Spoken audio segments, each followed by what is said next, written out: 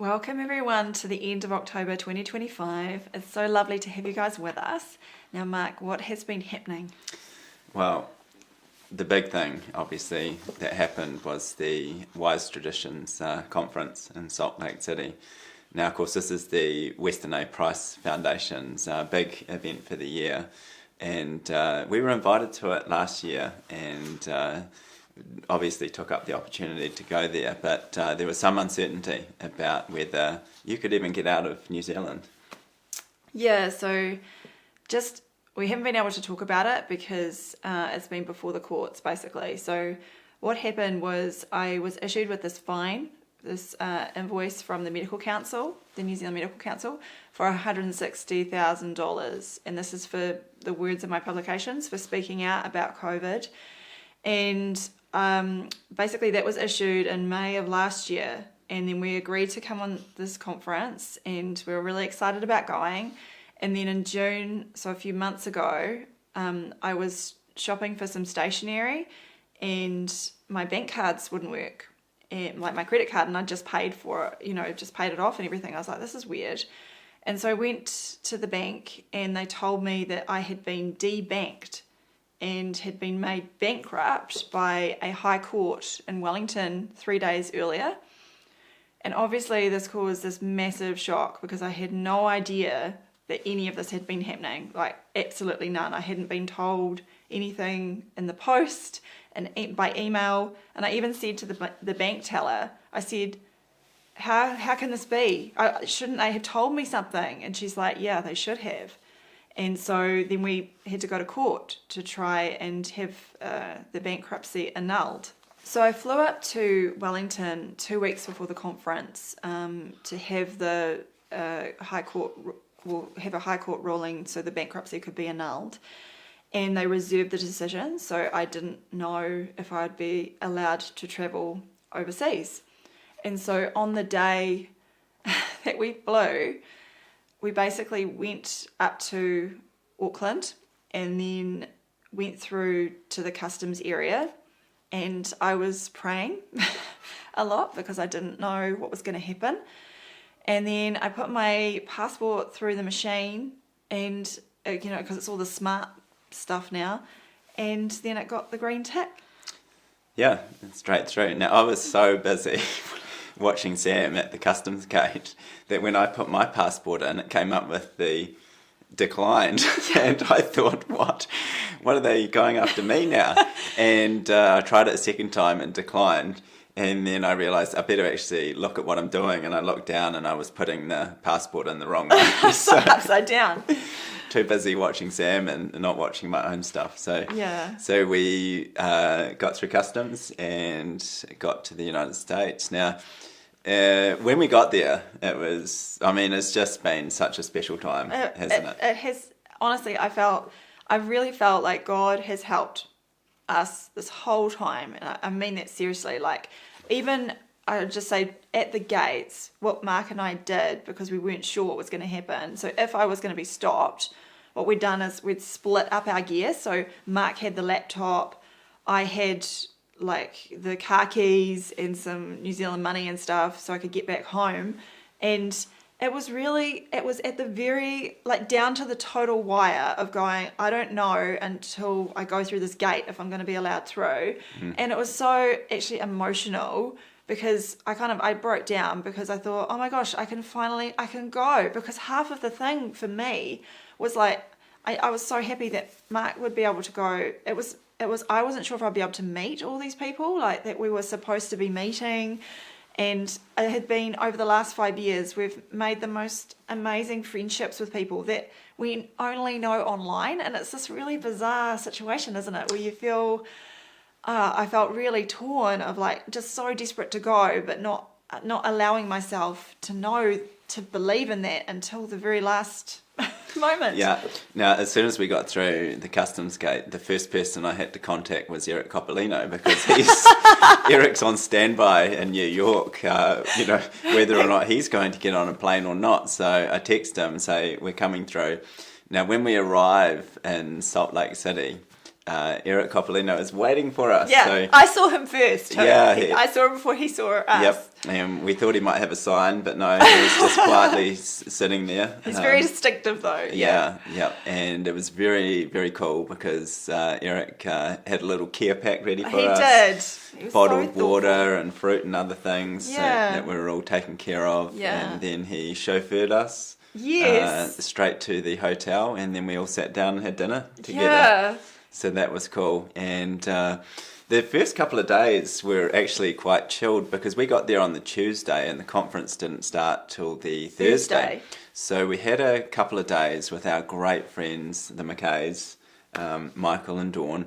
And Michael's been helping us for years with website suggestions and all sorts of things. And he's very knowledgeable. He's one of our go-to guys. And the generosity from the McKays was just...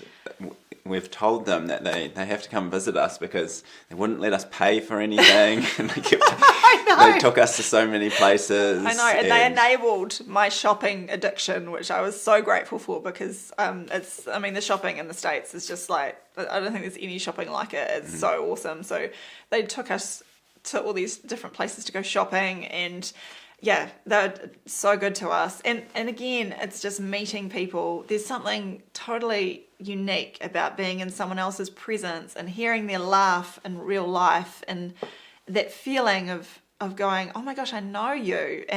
But even though you've only met online, it's a really bizarre feeling.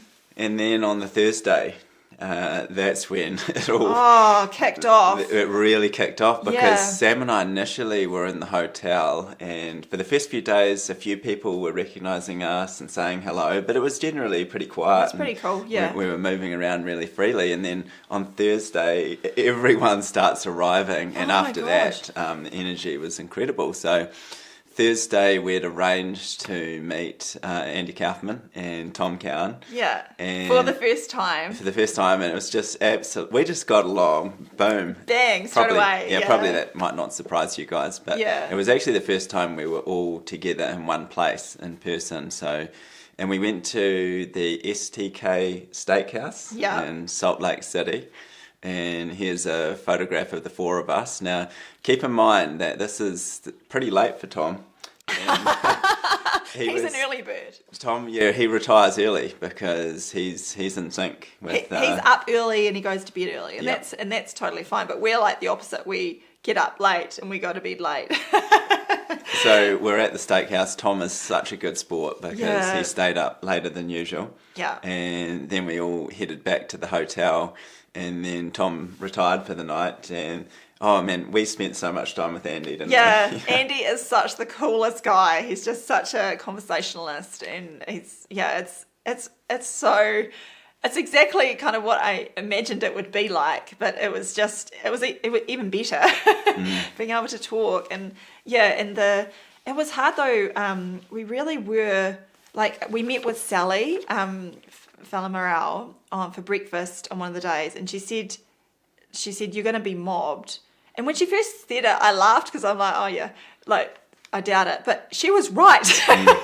It was intense. Like, people would queue up and want to talk with us and hug us and take photos with us, and they'd travelled all this distance to see us, and it was actually quite I felt quite emotional with it, of just these people that, and a lot of the times too, like you guys, like our subscribers, I would know your name and I'd be looking, because everyone gets these tags with your name on them, and people would be like, Sam, and then I'd be looking at their name and go, oh my gosh, Lydia, I know who you are.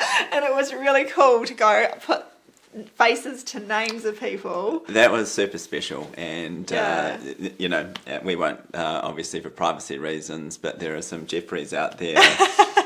Marjorie, there's people we've really felt close to because they've sent such beautiful messages to us over the years, and to see them in person was really something special. It was almost like this reverse thing where Sam and I were like, oh my goodness, look who it is. It's one of our long-term subscribers. You've been with us from the start. So, I think, and a lot of people have told you this, but I think Sam's really underestimated the impact that she's had around the world. So you couldn't quite believe it when there were this many people who, amazing stories being told about people who came at the last minute just to meet Sam. And like we say, it was Sally said, you're going to get some attention, and we didn't realise that it would take more than an hour sometimes to go from the lobby to our room. Yeah. And it was, everyone just wanted to have a quick chat, tell us something, maybe sign a book, or and it was, we really felt like there were so many great people there that you couldn't turn anyone down. And, and the energy there was just incredible. It had this, like, I really felt this is our tribe. This is the people that have woken up, or have been awake forever, and you have in this immediate bond. And it was so special to just be able to spend that time, because actually another thing, because this is the first conference we've ever been to, like since 2020, not like a medical conference or whatever, where it's really stilted and, totally different vibe. And just what I didn't realise about a lot of conferences that happen is that it's very separated. The speakers have their area, and then the audience, have their area, and there's no kind of mixing. And Sally said from the get-go they didn't want that. They wanted it to be inclusive, and that you get to know people and you can talk and you can ask questions. And I really love that we could have that time talking to people. And I mean, even after we'd do our presentations, which you can watch, they are available to get. I think they're going to be coming out on the 3rd of November or something like that. But you can watch that. We would be asked questions at the end, and man, it was quite I felt like you really had to be on, and it was full on, like when we were there. Yeah, and Sam couldn't just use the edit function. And cut out bits I don't like. Yeah, and I must say, it wasn't your favoured format. No, I'm better. I'd rather just do Q&A actually, have it where it's quite fluid and we can just talk and answer questions. I really enjoy that format. But I had some technical difficulties with my first presentation, and it was my own, because it was a test that was the first time using it, so it didn't come across as as good as I wanted it to be. But people were really happy with it, and we got standing ovations. I mean, it was. Yeah, I don't think people would have worried too much about what Sam was saying, because people were just like, well, this is great, you've come all this way. I know. And they know that your usual format is the videos and stuff. So, yeah, and I had a bit of a technical glitch just at the start of my banquet speech. And that was so stressful. The AV guy had to come up and stuff, but we got going. The great thing was, everyone, is that there were quite a few people there that were brand new to no virus. Never ever heard of it. And the whole germ paradigm. And the response we got was so positive. Yeah. Like, we had people who were, formally involved in virology, had come from medical fields, and they said, like, this is really new to me, and it's really blowing my mind. Yeah. And I guess for them it was good just to see people who took it really seriously, with us there and others like Tom and Andy, who were presenting this material, and they were really taken by these arguments. So I think we've got a whole lot of new supporters. Totally. And it was a great, the other thing I loved about it was just connecting with other people that we hadn't really, had connections with, and not for any particular reasons. Sometimes your paths just don't cross, but it felt like we were connected up with some amazing people, like the Bigelsens. They were great, and I really haven't been aware of their background and what they've been doing, and so hopefully we're going to be able to interview them soon on our, on the channel. Yeah, here's a photo of the Bigelsens with the Baileys. So this is Josh and Adam.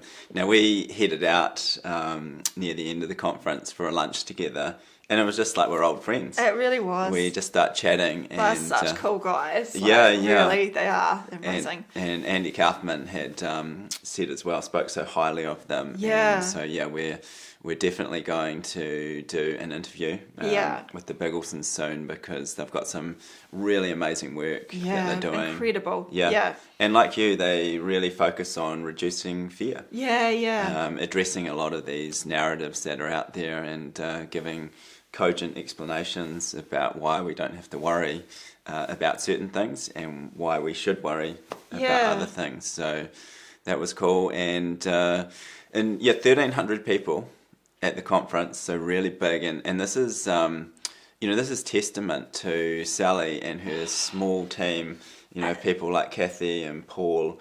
Just, the amount of work and coordination they do. The logistics, it was incredible. Like, even the registration, you just see how much is involved in what they do. And it is, the food is incredible. Like, everything is done to the highest level. And it was just, I was blown away at how amazing this conference was. And even they asked in the banquet, they got you to stand up if this was your first time coming, and lots of people, it's their first conference. Absolutely, hundreds of people there for the first time, so that's a really good sign. And it was interesting because Sally was trying to coordinate a dinner or a breakfast or something with a couple of fellow New Zealanders. And she just couldn't... we couldn't kind of get the timing because there's too much going on. Yeah, but then on one of the lunches, they had your... Sit with your neighbour. Place of origin. Sit with your neighbour. And that's where we met Paddy and Carla. And we're like, again, straight away. We're just fast friends. Yeah, because in total there were 5 New Zealanders actually in the whole thing. We made up nearly 50% of it. Yeah, we just about doubled the numbers. So that was really good, connecting with them, because New Zealand's a small place, but we didn't know Paddy and Carla, so we've become friends with them as well, and they're really in this natural health space, so that was cool. The only person missing, I'll say, was Dr. Mark Edmund. Oh, I know, yeah, Mark is, I know, and he would have loved it too, to come, For so many reasons, because he's obviously so close to Tom and the new biology clinic. And Salt Lake City was where he went to the Winter Olympics in 2002, so I'm going to give you a hard time, Mark, and say you should have come. Should have been there. And that would have made 6 New Zealanders, we would have had some real numbers there. But overall, just an absolutely incredible event. It really was, and I really want to thank those of you that came, and for those that couldn't come because physically it was impossible. Thank you for, watching on the live stream, purchasing the recordings. That's really helpful too, and I hope that you can get the vibe of what it was like. And for us, it was. I felt like the whole time I'm trying not to cry all the time because it was really emotional and just such a special event. Yeah, and then at the banquet dinner, the other thing that happened was the awards for 2025. Now, it was quite funny because I was up giving the keynote speech, I could see the various awards, and Tom had already told me that Sally was getting a surprise award. And I knew from being up on the stage that I could see that Tom was getting a surprise award at the ceremony. But we had no idea that Sam and I were going to get an award as well. So, and oh my gosh, that was such a, because they do, so for the Western Prize, they go through and they do quite a significant award ceremony, and it's from the staff that are helping, serving the food, the chefs, and organising the function, for different chapter leaders of Western Prize. Like, it's quite a big thing. And they'd gotten to, I think Sally's one was, she gives the President's Award for someone who's done something amazing. And I thought that was the last one. And then they said there's the Science Award. Yeah, integrity in science. And Sam and I are just sitting there thinking, this is be interesting to see who gets it. Yeah, had no idea. And Sally said for this year it was us. So yeah, I could see you were totally surprised. Oh my gosh, I was really shocked. And then I don't want to cry now, but it made me, it just topped it off for me of just how I think the work, and then you guys understand this about, I think this idea of germ theory and no virus and how it's pseudoscience, it is breaking through. And that's the feeling I got, is this is reaching new audience now, which is really exciting. And not that it has to come from us. I'm just pleased that this message is getting out there. And it was a lovely time. Yeah, and can we just say thank you to the massive generosity, both from people we knew and from complete strangers. Who would come up to us with gifts or incredible messages. Yeah. And really special. So touching. Connecting with new people. Yeah, so it was, short story, it was amazing. Yeah. But you can, if you want to watch, you can buy the individual recordings online. I'll link it in the bottom so you can see. And it was just, for us, such a once in a lifetime opportunity. And we're so grateful that we were able to go. So now we can progress to Q&A. Question and answers session. Now, normally this is behind a paywall, but because we've had so many new inquiries recently and just met so many new people who I guess are just finding out what this is all about and stuff. What we do. And we thought we'd make this one available to everyone. And including giving our wrap up of the Western A Price conference. So, So what do you normally say at this point, Dr. Sam? Well, I think we've got a lot of questions, so we better get stuck in. No, see, she's... What am I doing? You're off the script already. See, there is no script for Q&A. So Now, what you normally say...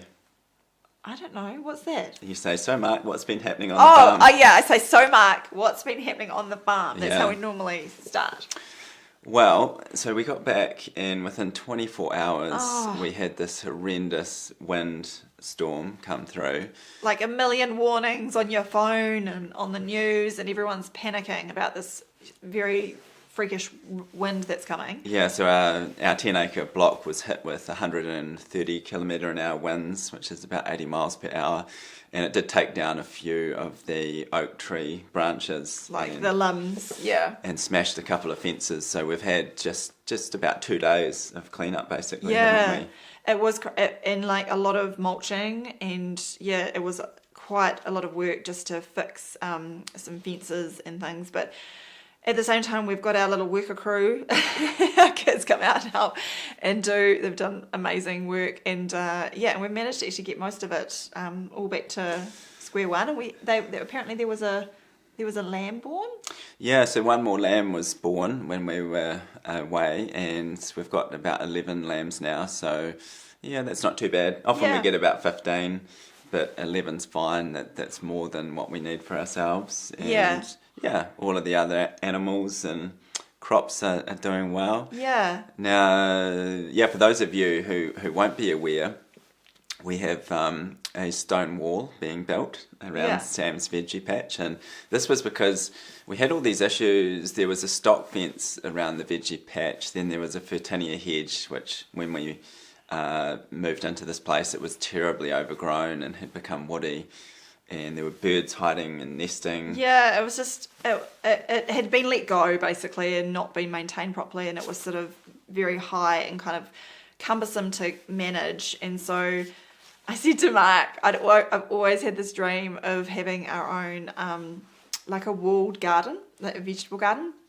And so I said, what do you reckon? Do you think we could have a walled garden with the stonework from the stonemason, who's amazing, stonemason Dave? And Mark's like, why not? Let's do it. Yeah, and it's 50 tonnes of rock, and it's all hand chipped by Dave, the Irish stonemason, who's just incredible.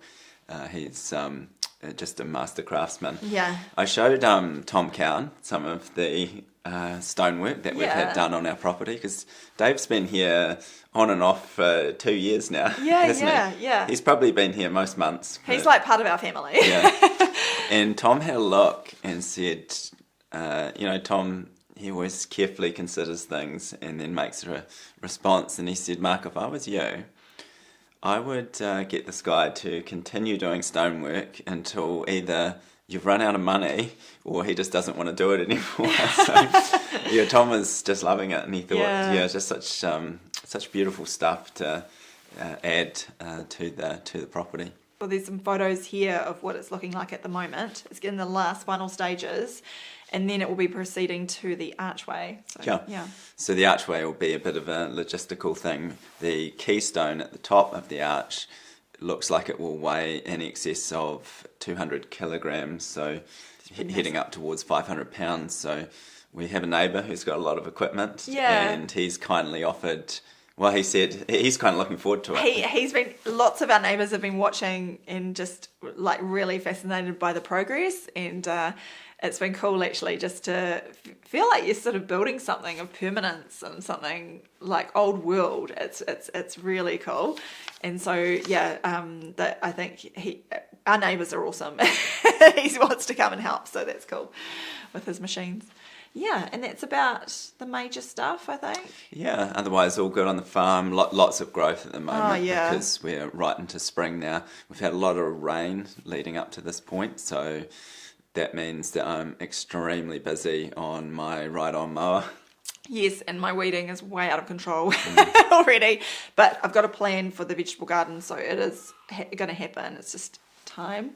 Yeah, so anyway, shall we get into some questions? Yeah. Q&A. Cool. Okay, first one. I've noticed with a number of people now that general anaesthetics and painkillers have a big impact on them cognitively, especially if they're over 70. Appreciating that it's not always possible to avoid general anaesthetics and painkillers in a hospital environment, is there anything that can be done to mitigate the effects pre- and post-surgery? So this is a good question. And in general, by their very nature, general anaesthetic should flush out of the body very quickly. In saying that, there are things that you can do to reduce the residual effects of general anaesthetic, and one is to have lower body fat. So we know that people with who are obese, for instance, take longer to recover from an anaesthetic, and also as people get older, the amount of body fat, their proportion of body fat tends to go up. So they can have a longer recovery from a general anaesthetic as well. Of course, Sam and I would say avoid surgery unless it's absolutely necessary, because most people don't need the surgery that they're having. They've just been, they've gone into the medical system and they've been told in that paradigm, in the allopathic system, that surgery is the best option or the only option. And in many cases that's not true. So primarily we'd say try and avoid surgery if you can. The other thing to do is not be afraid to be asking questions, like talk to the surgeon and the anaesthetist and say, is it possible to do the surgery without a general anaesthetic? So there are various types of local blocks. For instance, if the operation was on a hand, there's things like a beer block, there's nerve blocks which just involve a local anaesthetic to put a nerve to sleep. So sometimes there are other options. I used to use that a lot in my work in fracture clinics when we just needed to do quick procedures, and it was often possible just to do a local block without putting anyone under general anaesthetic. So that's an option. But I think, with cognitive issues, that's more likely to be related to other drugs that are being given, and largely the analgesics or the painkillers, in particular things like the opiates. So again, it's just being assertive and saying, do I really need these, and what are my other options, etc., rather than just accepting this smorgasbord of medications that might be given to you. So, and then really it's all the other things as well that can happen, isn't it, in hospital, like the bad food and the bad air and all of these other things. It's an environment that you don't want to linger in, so looking to get out as quick as you can. Yeah, I think exactly. I was going to say the same thing. Like, you want to optimize your terrain is the way I'd look at it before going in and during and after. So I would think try and be as fit as you can before going in for surgery, aerobically fit, making sure you're nicely hydrated and that everything's you're going in there with a positive mindset. Also just, like Mark said, I think asserting yourself, saying to the anaesthetist, I want the least amount of drugs possible. I want you to do this as cleanly and as quickly as possible without lingering effects, and just say that this is what you want. And I think actually from a doctor's perspective, they'll respect you for okay, this person wants to try and optimize their health and do it and not trying to stand on their toes, but just saying, this is how I want it to be, and yeah, don't be afraid to ask and to say that this is what you'd like. And then afterwards, being clear, I don't really want to have opiates. I want to have, in terms of painkillers, I want the least amount of interference possible. And sometimes it's just knowing that it's going to be a bit more tricky in hospital, but once you get home, you can do your own thing. Getting moving as soon as you can is really crucial. Making sure that you're getting good nutrition while you're there, if it's possible. If it's not going to be, the food's going to be rubbish there, then have someone else bring you something in that you like, and that will give you, bone broths or whatever it is that will help you during that recovery period. And I think all those little things, it's just taking control of the situation rather than being a passenger and being, oh, I can't help this, there's nothing I can do. You can actually change your situation really quickly by just being a bit more assertive. Cool, okay. Next question. Any advice on treating piriformis syndrome, ischial bursitis, for the last 6 months? All doctors want to do is inject cortisone and take scans. No thanks. Don't know why it's happening. I've been told it could be sitting too much. I drive for work. Generally it hurts more at the end of the day. I'm booked in to see a specialist sports doctor, and I know that's going to mean recommendations of cortisone and MRIs, etc. I'm currently reading about DMSO. Yeah, well, I used to work in the field of musculoskeletal medicine, so I'm aware of these diagnostic labels, and essentially this is pain or inflammation around the sitting bone area. Yeah, the buttocks. Yeah. Now, the reason I'm really reluctant to use these kind of specific labels anymore is that I don't think it's possible to differentiate them out. Yeah. So people will present with slight variations, and usually the underlying cause or the precipitant for the problem is more important than getting a specific diagnosis. So essentially, as I say, it's really based on this discomfort and inflammation around the sitting bone area. So what I would say is that, you're correct. Do not go into the allopathic system, because they may advise some conservative stuff initially, but if you don't get resolution, it's likely that, yes, the next step will be an offer of an injection into that region, or if that doesn't do anything, then they might even suggest surgery. Which is the worst thing you could do. Yeah, and you don't want to go cutting into there and fiddling around. So, I would say the most important thing to do here is identify the cause. And it sounds like, you're driving a lot, so that could be a definite risk factor there.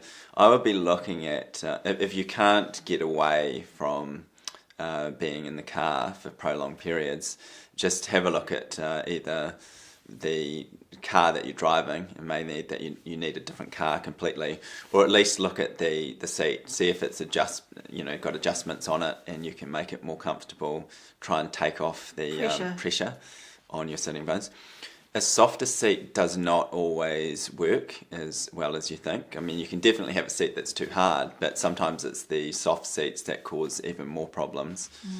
Most modern cars are pretty good in terms of they're reasonably firm. Yeah. But some of the audience might remember I had an issue with my upper hamstring years ago, and I thought it was purely related to my running, and then I worked out it was my office chair, and went from a softer office chair to a more firm one. And that made a massive difference. Within 2-3 days, the problem resolved and it never came back again. So that was purely related to the seat that I was using in the office. So I would be looking at your seat. I would be doing some really good stretching, maybe look into some pelvic yoga work. I've had great results with that previously with sporting issues, where I spent a lot of time in the saddle on my bike, doing hundreds of miles each week, and just needed to release up some of the tension around the pelvic area. So either look up some stuff online, or it may be worth going to a specialist kind of yoga or Pilates instructor to get some stretches around that area. Just tell them what the problem is and get into it that way. But this is all these types of problems. They don't come about just through normal use or whatever you want to call it. There's a reason. There's a reason it's come about, and you have to just look at what's causing it and mitigate it or reverse it completely. Yeah, because the other thing I was thinking about, I don't know what your weight is, but is there a weight issue that needs to be addressed here, losing weight? And so whether that's through exercise or through diet, I think, yes, do you think, Mike? Or? Yeah, it's some can be or not? Can be. I mean, that could definitely lead to problems. But a lot of people I saw with this issue, I would say, if anything, they tended to be thin. Yeah. Okay. Yeah, it was interesting. Yeah. All right. So sorry if that's not completely relevant to you. No, it is relevant because if it is, it may be something that reverses things. So yeah. But no, I'm just thinking back to the majority of cases I saw. Yeah. They were often quite thin people. Yeah.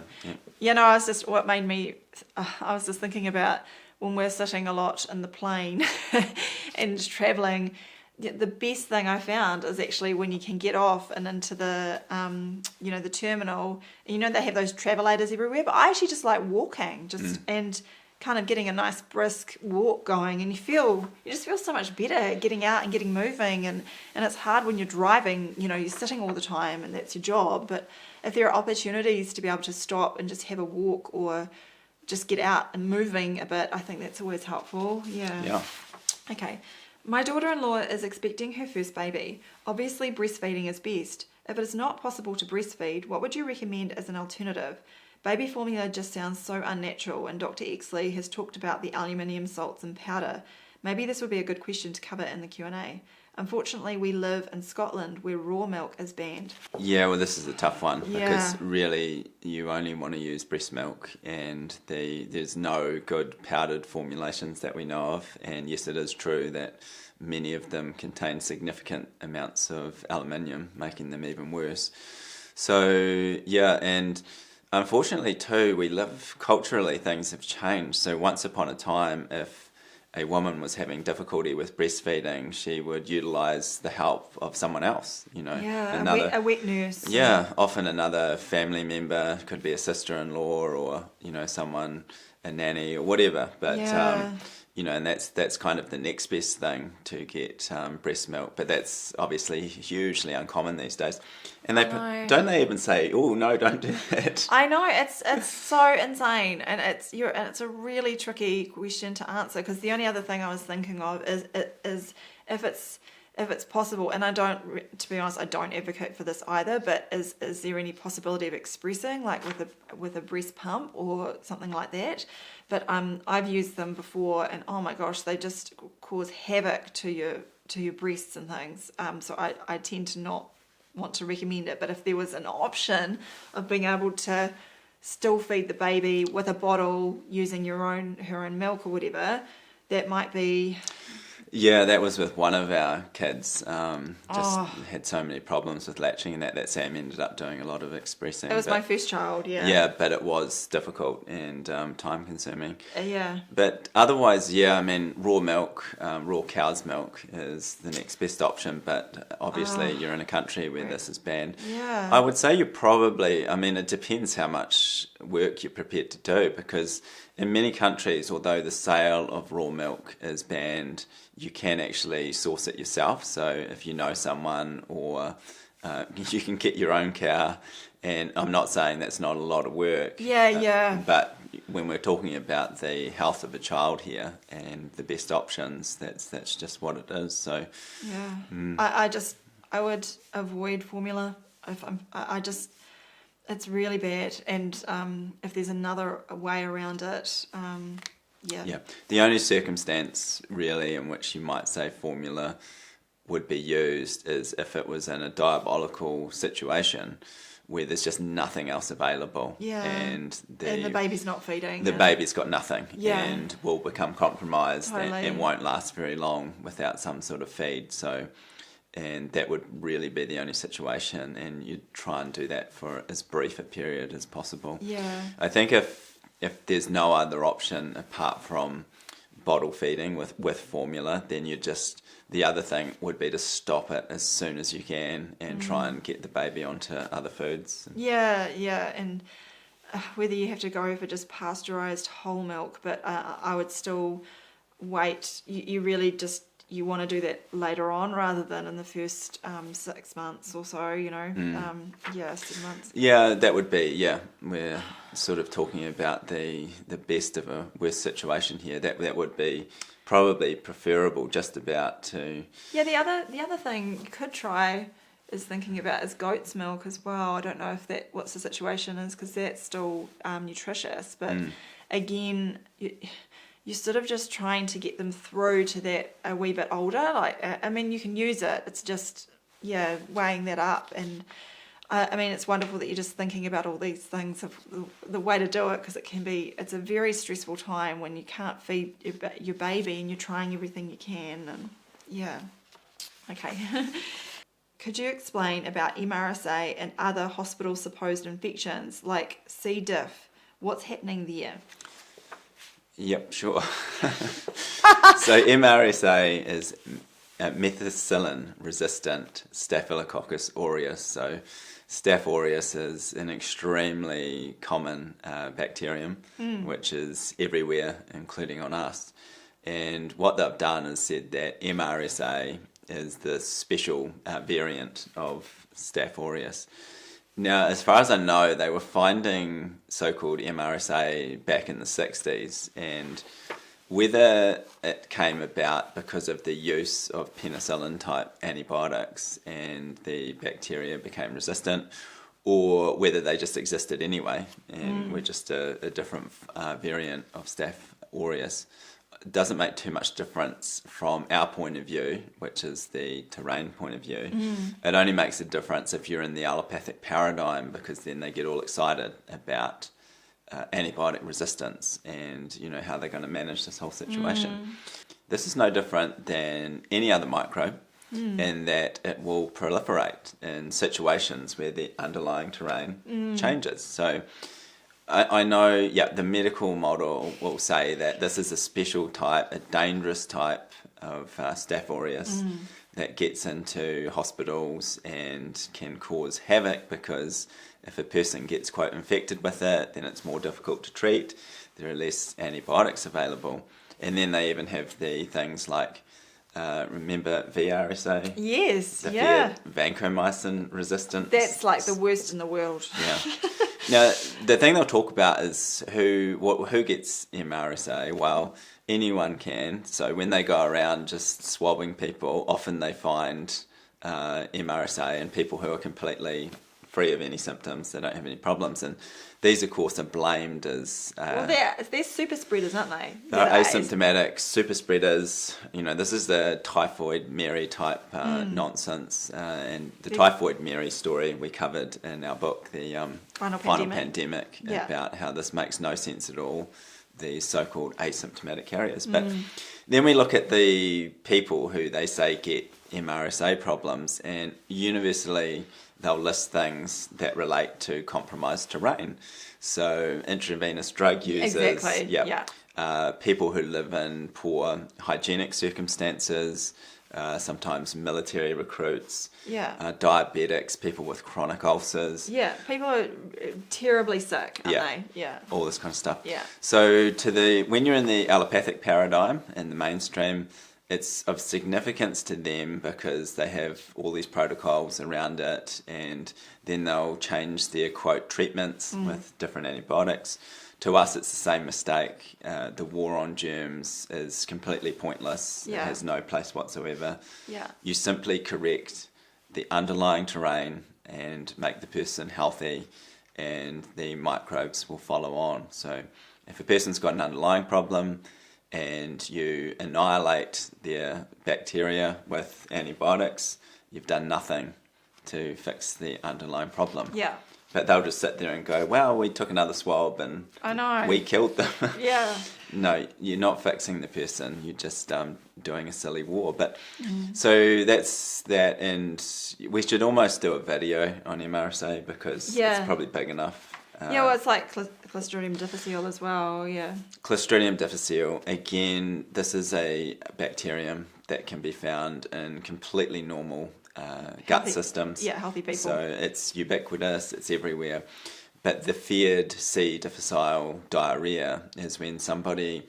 What's funny here is that, and we were taught this, and the mainstream admits this, often it's associated with antibiotics, isn't it? Yes, exactly. They give antibiotics, particularly, oral ones. It wipes out the gut microbiome, causes absolute havoc, and then C. difficile proliferates. Now, clearly, it's because the terrain's been mucked up. Yeah. And now you've got one particular species. And it's trying to probably correct it, isn't it? It's trying to help sort things out. Probably, yeah. The person may be heading towards death, and the microbes are doing their best to respond. To resuscitate. But the allopathic doctors say, well, what can we hit it with next? And they might... metronidazole. Yeah, when we were doctors, I think they don't use that so much anymore. Of resistance. Well, it was making people sick, wasn't it? I mean, Yeah. how many of our patients did we see that got so sick on metronidazole? I know, and you always had this thing of...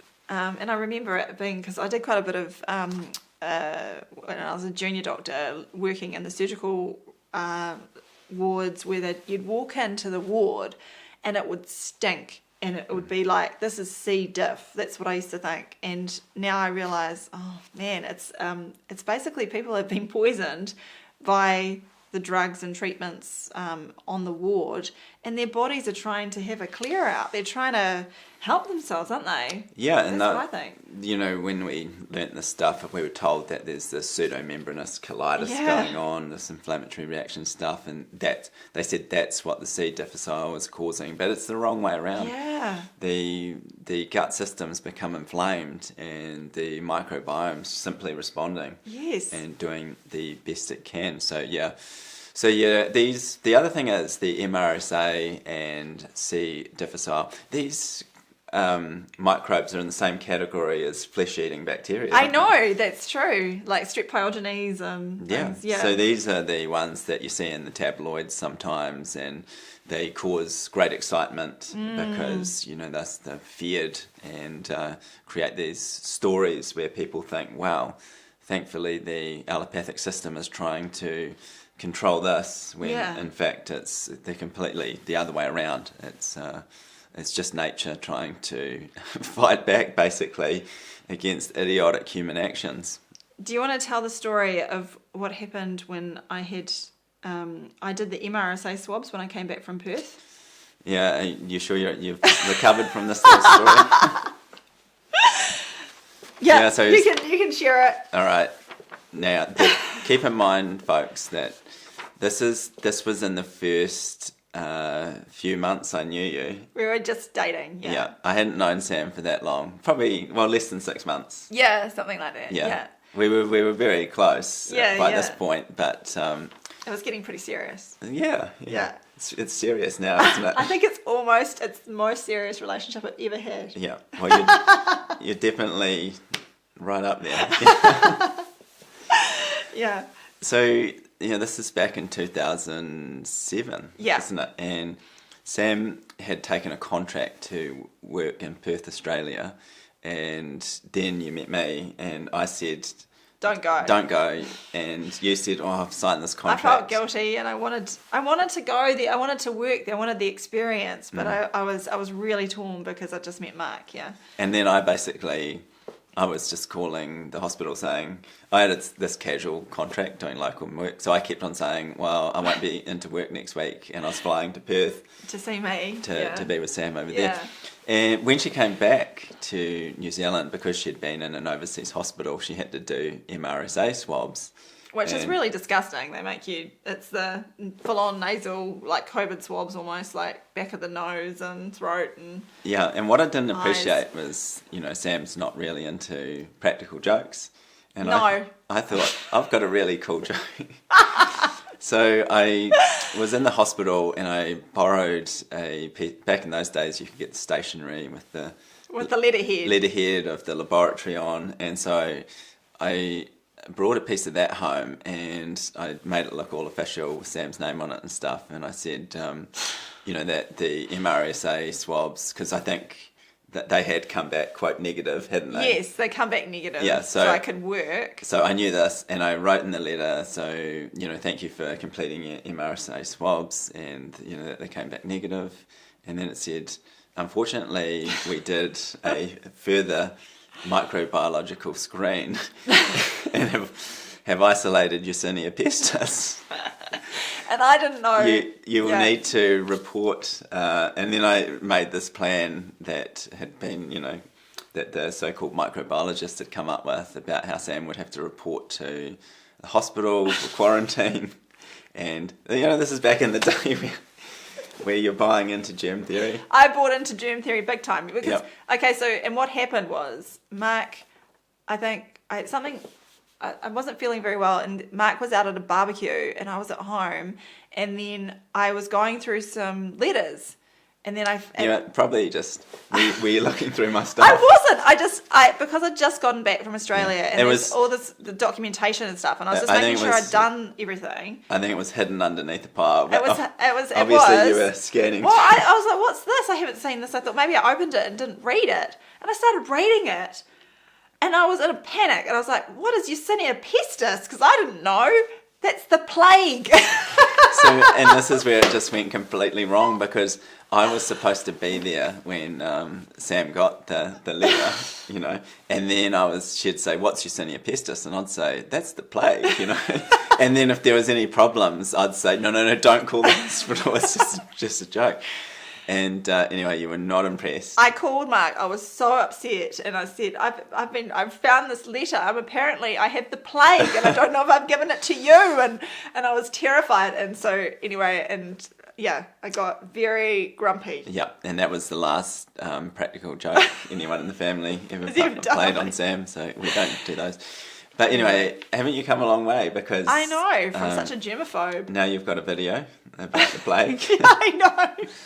And if people haven't seen that, they can check that out. Yeah, and it's amazing how your own framing of the way you see it. And now when I look at these things like MRSA or C. diff or E. coli, and all these things that it can happen to, and you realise it's all just bogus. It's based on pseudoscience, and none of it can happen to you.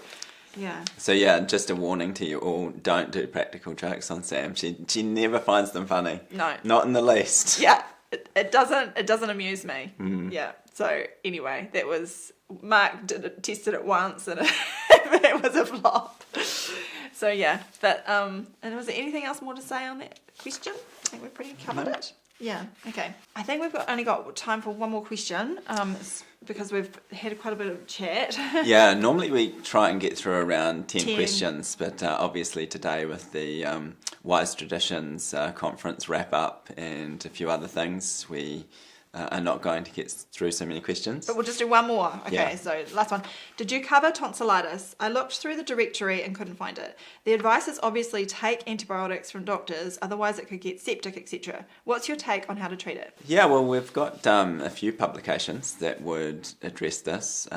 Probably one would be is it Strep A superbugs? Yes, it is. Yeah. That would be a good video to look at. Another would be The Truth About Fever, for general principles here. Yeah. And of course the book we have available, Terrain Therapy, as well, covers issues like tonsillitis.